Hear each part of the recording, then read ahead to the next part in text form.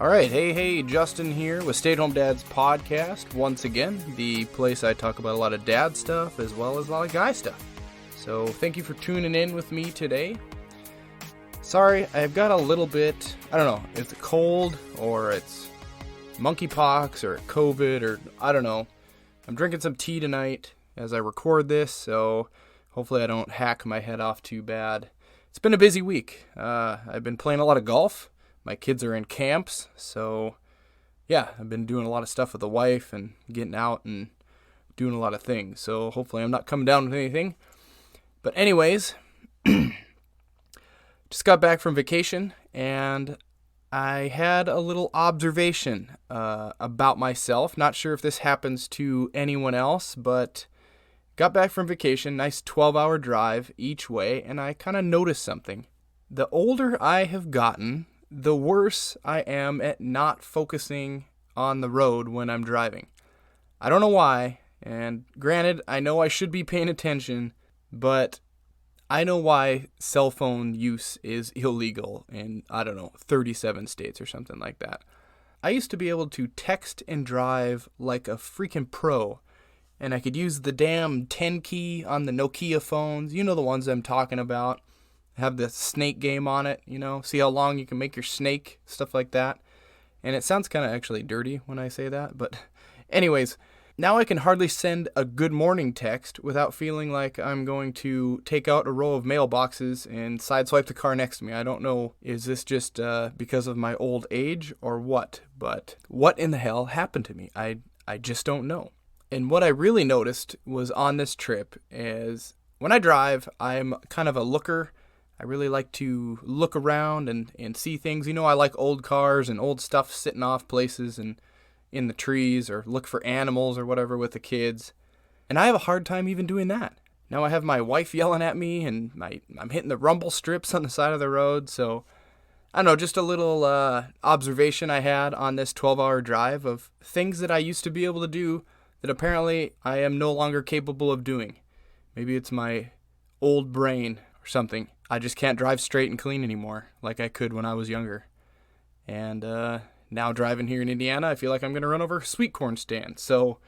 But thankfully our rental car had that super cruise or whatever you call it, the adaptive cruise, where the speed would slow down and speed up as it needed to, but also had this automatic steering feature, which was actually really cool. It wasn't just lane keep, like an assist. It was legit. This Hyundai would steer itself down the road. You'd push this button, and it was nice. It would just go. I mean, of course, once I figured out how to use it, it was really, really helpful for me. It kept me from swerving all over the damn highway and getting yelled at by my wife. It would beep at me every now and then to keep my hands on the wheel, but other than that, you could take your hands off and eat a sandwich or, yell at the kids, grab your drink, whatever, and put your hands back on the wheel so it knew you were there. And it worked really well. It literally steered the car down the lanes, and it was perfect. I don't know. It's a sweet feature anyways, and I don't have that sweet feature on my 20-year-old truck. And I can't believe I'm actually talking about these amazing features and fuel mileage and all this other stuff about a freaking Hyundai. I guess that's just my practical brain taking over. And I don't need to be quote-unquote cool anymore. Maybe that's it. I don't know. But anyways, yes, vacation was nice. It was real nice, actually. We just got back. We were down in Destin, Florida, down there in the Panhandle. And I guess they call that part of Florida the Redneck Riviera, which I had never heard that before until I had a conversation with my brother-in-law, and he told me that. And I actually just thought he was throwing some sarcastic jabs at me, until I looked it up myself, and I was like, oh shit, yeah, they do call this the Redneck Riviera. So that is news to me. But it was great out there. The ocean was perfect. It was warm. We had great weather the whole trip we were there. It was something different to see other than cornfields here in Indiana. And I like my mountain trips, but these beach trips we've been taking lately, there's something about it. And honestly, I think I'm starting to like them a little more and a little more every time we go. It's I don't know. It's just something about it. Beach day all day, kids playing in the sand and the surf, and I got my oldest daughter to go out in the ocean with me and play in the waves, go float around a little bit and put some goggles on even, and see some little fish swimming by and crabs and stuff. It was just a great time. And we kind of cheap out on these trips sometimes, and I guess that's okay, but we actually packed a cooler full of food for our condo that we stayed in, and then we went to the grocery store a couple times, and we only ate out one meal the whole trip. We only ate out once the whole time we were there. And maybe that sounds kind of nutty, but hey, that's fine. That's how we save a couple of shekels anyways. And that's actually why we rented a car even too. After penciling it all out with the way fuel prices are, it was actually cheaper to rent a car and drive that car, pay for that gas, than it was just to drive my big diesel truck. And I mean, diesel here in Indiana is $5.60 a gallon. So yeah, we saved some decent amount of money that way as well. So this kind of got me thinking, and I thought, yeah, it's nice that my family and I get to shoot off and take these trips like this. We can afford to do, trips, and we can afford to go places, but maybe some people can't. Maybe with the fuel prices being so high, I imagine a lot of people are not driving as much, not taking these longer road trips, maybe not even flying on airplanes and stuff. Maybe they're just cutting their trip short this year, maybe. Things are getting a little expensive and inflation is through the roof and everything else.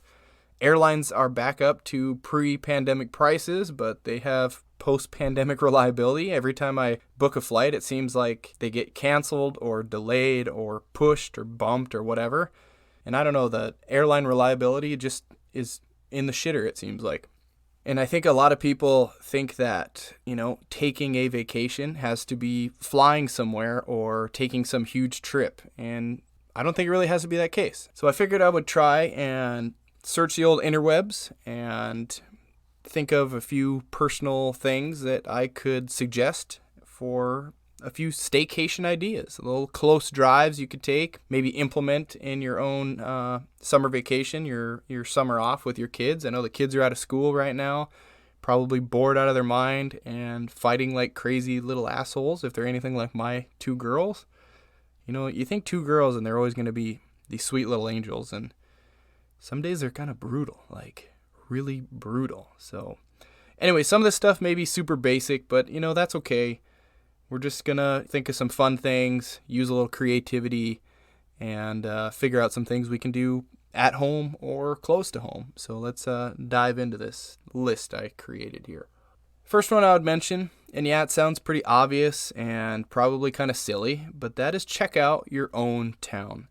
No matter where you live, there's always going to be something new you can see or do, or maybe it's something you've been talking about for a while and haven't done it yet, or maybe it's something that's totally fresh and you just discovered it just by searching or something. For example, I live here in the suburbs of Indianapolis, and they have this thing here called the Canal. And it's downtown, it's in downtown Indy, and I've always been wanting to go check this out. It's like a canal, river, whatever. And you can take little gondola rides in it, little boats, and I don't know, it just looks kind of cool, kind of romantic, if that's kind of what you're looking for. And I believe there's some shops and some restaurants down there as well, places that I have never been at least. A couple of museums, there's a baseball park or stadium right down there. Things you can do with the family, take them down there for the day, or maybe even rent a hotel and, someplace you'd never stayed for a night, make it a weekend. And really disconnect from the typical routine that you're used to in your own city. Well, now this kind of makes me want to go to the canal and actually go take my kids to a baseball game. So maybe I'll put that on my list to do. Also on Instagram, there's a page, and it's kind of specific to my area, but there's a page on there called Visit Indy, and it's a really cool page. It highlights things around the city and around my state. It shows different restaurants, state parks, little shops in little towns, little downtown areas, festivals, pumpkin patches, all sorts of kind of interesting, local things that on any normal day that I probably wouldn't take note of to go check out, but summertime staycation, it's worth going to check out, So and that's kind of what this is all about. Go do some of this silly stuff that isn't part of your normal routine. So what I mean by that is your state or your metro area probably also has a social media page. So go kind of do a little digging, do a little searching, and you might find one for Bismarck. You might find one for Salt Lake City. You might find one for, Colorado Springs. You might find one for Portland, whatever. And they'll highlight little businesses and little things that you could check out and really get to know your town is all I'm saying. And actually, speaking of that, checking out museums or zoos is another great option as well. Most places, big metro cities, they have a children's museum of some sort. They have a zoo of some sort. So there could be something, kind of cool to do there as well. And I've actually heard about, here's another little local fact for you.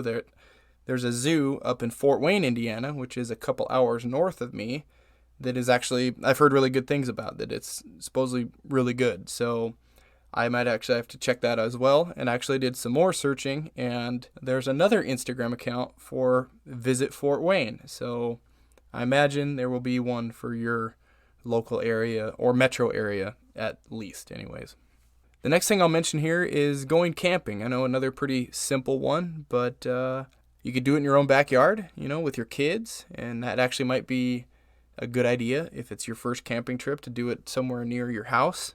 You never know what could happen with the kids if it's the first time you've gone camping. Maybe someone needs to run to the house, use the bathroom, or a storm comes up, so you could do that. Or you could take them out to a state park or a campground somewhere. It's a close drive to you. Set up the tent, set up the fire pit and all that stuff. It could be kind of fun.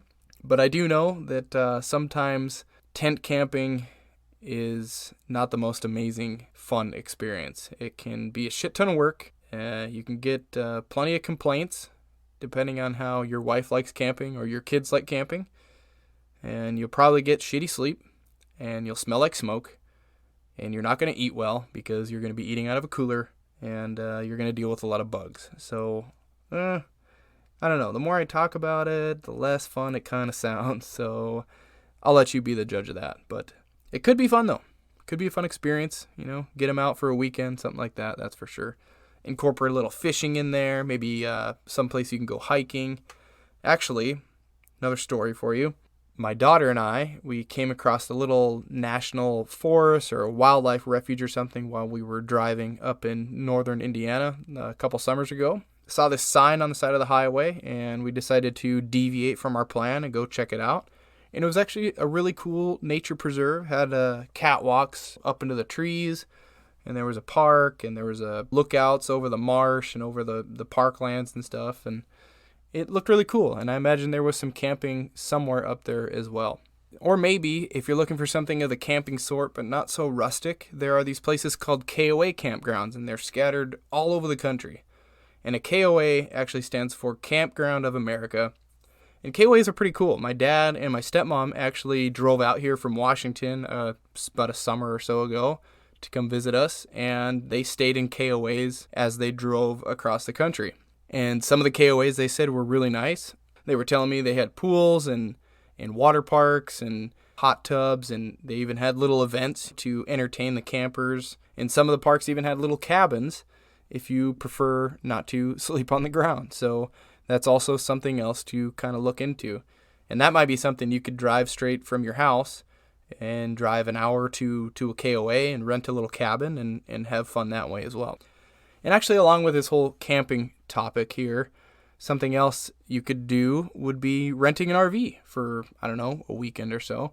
And sure, it's probably going to cost you a few $100, but you can kind of hit the road, go out for a few days, visit a few places maybe, visit some family would be kind of cool. And an RV would actually give you quite a bit more amenities than camping out of your car, which, like I mentioned, could kind of suck. So, and yeah, fuel is expensive right now, but that doesn't mean that you have to drive states away in your rented gas-guzzling RV. Hell, you could drive 10 miles from your house and park it in a campground or somewhere, or you could drive that bastard to the coast and park it next to the beach in Florida or the beach in South Carolina or something.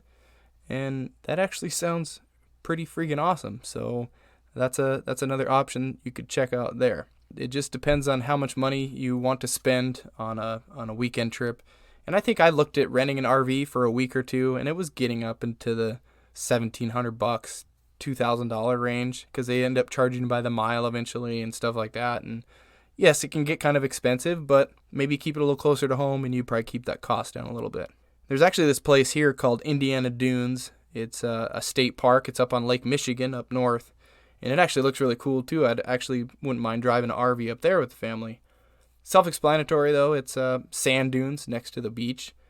Pretty much a hiking and nature park. But I believe there's probably some other things that we could find to do as well. Restaurants and parks and dining, stuff like that. So something that I may want to check out at some point. And there's actually a ton of nice spots, so I've heard, up around the Great Lakes. So it'll be perfect for taking an RV or going camping for that matter and spending a few days up there. So just a few more options for you. So all right, what if you don't want to travel? Maybe the whole point of your staycation is you want to stay fucking put, right? You don't want to go anywhere. Well, I thought of some options for you if you want to do that too, that are still fun, right? Fun things. You just need to be a little bit more creative. So first thing is yes, I'm going to bring it up again. I've told you before, but I'm going to do it again. And that's right. You can sign up for dance classes. You could bring your kids with you, at least to the place we go. And they actually encourage that because they want the kids to get out there and dance as well and have fun. So that can be kind of a good experience for everybody in the whole family. I'm trying to keep this family friendly, right? We're actually still taking our dance lessons, by the way. They're going pretty well. I feel like I'm getting better and better. And overall, it's been a great experience. And it makes my wife really happy. And I know that stupid saying, happy wife, happy life. But, I like to see my wife happy. So it's pretty cool. But okay, if dancing is not your cup of tea, you could sign up for some other classes, some other things local to you. You could sign up for a cooking class. Take a couple of those, or even take a cocktail making class. I know they probably have all this stuff. Sounds like a fun evening, right? Especially if you don't have kids, or maybe you have a sitter. Go out, make a new dish like that, make an intricate drink. It could be fun. I don't know. I've never done it, but it looks kind of fun in the movies. I think they did in Hitch, and then he ate an almond and his face got all swollen. But it looks like fun. So, or actually even better yet, and possibly more expensive, well, most likely, but you could book a chef to come to your own home and teach you how to cook this elaborate meal, and you could make some drinks, and that actually sounds pretty freaking awesome. That might be something worth looking into. That sounds kind of cool. Or, you could do a couple's day spa, even family day spa. I think my girls are probably almost old enough for that. They're almost 5 and almost 8, so they're probably to the age they could start enjoying spa and getting nails done and things like that. Or actually, just taking a kid to the spa, just create a little bougie entitled brat. So, I don't know. Maybe proceed with some caution there, I guess. But you kind of get the point and where I'm going with all this, I hope anyways. All right, now a couple more ideas. If you really don't want to leave your home and go to a cooking class or rent an RV or go camping in the dirt, this is actually something that I really want to do this summer with my family once it stops being 98 degrees outside and 98% humidity, is set up a little family movie night in the backyard. Sure, after you spray down for the bugs, keep the bugs away, set up a little projector screen, hook up the laptop, play a fun movie for everyone, maybe start up a little backyard fire, get the marshmallows going, you kind of catch the drift. And another thing you could do is instead of paying for those cooking lessons like I just talked about, you could go find a recipe online or whatever, and something that is not normal that you would not normally cook, something kind of fancy, maybe a different a themed meal or an ethnic meal. Maybe you want to cook some Thai food, or maybe you want to cook some authentic Japanese food. Well, you get the point here anyways, but you could go to your local store, buy all the ingredients for that recipe, and then cook that meal in your house. And I don't know, maybe mix up the few cocktails, and I don't know, be fun with the wife and the family and everything else. It's just another option. So, and honestly, I think you could kind of combine a lot of these ideas to make one pretty epic weekend. I really do think that. You could go out and check out the local scene in your town, right? Play tourist in your own city. And then hit up the spa, then head home. or head to the grocery store and then go home, cook this special meal that you bought all the stuff for. Maybe get a cocktail book and mix up a few cocktails. That sounds like fun. And then go to the backyard, set up the movie, have the movie night, get the fire going, roast the marshmallows, and then crash out in your tent in the backyard, and freaking boom, man. That sounds like a pretty sweet staycation right there. I really do think so. I don't know. What do you think? Does that sound pretty good? All right, one last thing I want to mention is maybe you do want to fly somewhere. Maybe you don't know where you want to fly, but you want to do it on the cheap, right? My wife and I have actually talked about doing this a lot. Granted, we've never done it yet, but we always thought about finding some random town to go to, something cheap, and then fly there for a weekend or a 3-dayer and just see something new and experience a new town. Maybe we fly to, I don't know, Omaha, Nebraska. Maybe we fly to Kansas City. I don't know. Well, you can check out this app called Skyscanner. I'll link it in the description of this podcast so you can check it out. And you can plug in your departure city from where you want to fly out of, and then you put your dates when you want to fly, and then you pick a destination. And in the destination spot, they have an option to put anywhere. And then when you search, it'll actually show you the cheapest flights leaving your city. It'll show the cheapest ones, and they gradually get more expensive as you scroll down. But it starts off with the cheapest ones. So you can fly from here. I just looked on it, and I could fly from here to Orlando for $130. I could fly from here to New York for $144. So I don't know, kind of a cool idea if you want to be a little bit adventurous and check out a new city. Although it does not work with some of the budget airlines, and by budget I mean like Southwest or Allegiant. They have their own app and they have their own website, so you could go separately and check them if you were so inclined to. Anyways, what I'm getting at here is just whatever you do, just remember to unplug, get off the social media for a few days. Maybe don't watch the news for a few days. Disengage from all that daily shit that you do all the time. Really get in the mindset of taking a break and taking a quote-unquote vacation, even though you're still at home or close to home. And yeah, I know it's hard to, but it will help in this whole experience. And I think that's a big deal, is even if you're staycationing, it's going to be easy to try to check the work computer or try to do projects around your house. So if you really want to have that staycation, you're going to have to put that stuff on the back burner and try to have a good time. And I know a lot of the things I talked about today or mentioned are very local and very personal to me, but you can kind of do the same thing that I did and search around your local area and see what you find. A lot of metro areas have a lot of things just like mine does. Granted, you probably don't have the Indy 500 racetrack, do you? I have that. And I did a tour there, and it was really sweet and probably the best $40 ticket that I've ever bought for something. It was pretty awesome. But anyways, yes, go check out the things in your town, and even these small towns, even little small towns outlying from the big metro areas. They thrive on tourism and people coming in to buy their stuff and use their services. So I know that they would really appreciate it. And also, I know that the things I talked about cost money. They're not free. I wasn't trying to create a list of free things to do for your summer, but I do know that all of them are a lot cheaper than spending $1,600 on flights for 4, flying to a resort for 5 days for $2,000, and spending gobs of money on food plus activities on top of all of that. So there is that. Gets kind of expensive. And let's not forget that young kids, at least mine, they love the basic shit, okay? Spending time with them on the beach with mom and dad, going into the pool, going into the ocean, and just hanging out, building sandcastles. They could care less about all the expensive activities, at least most of the time. All my kids really wanted to do on this trip was for me and my wife to swim with them and to be in the ocean. And that's it. And those moments are priceless in my book. So anyways, that's all I have for today's episode of Stay at Home Dad's podcast. So, do you have any big trips planned this summer while the kiddies are out of school? Are you going to use any of these ideas here and do some staycation stuff? Stick close to home and try to have a good time that way.